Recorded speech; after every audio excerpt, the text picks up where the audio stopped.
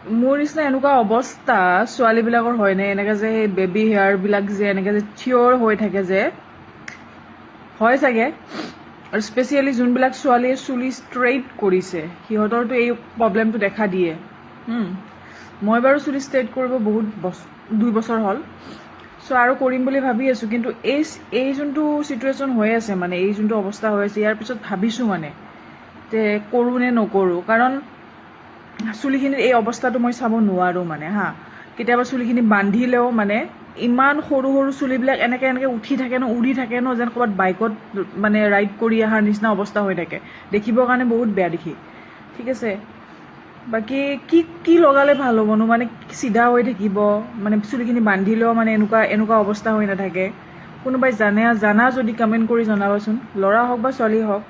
মানে বেবী হেয়াৰবিলাক কি কৰিব পাৰোঁ মানে মই সেইটো জনাব।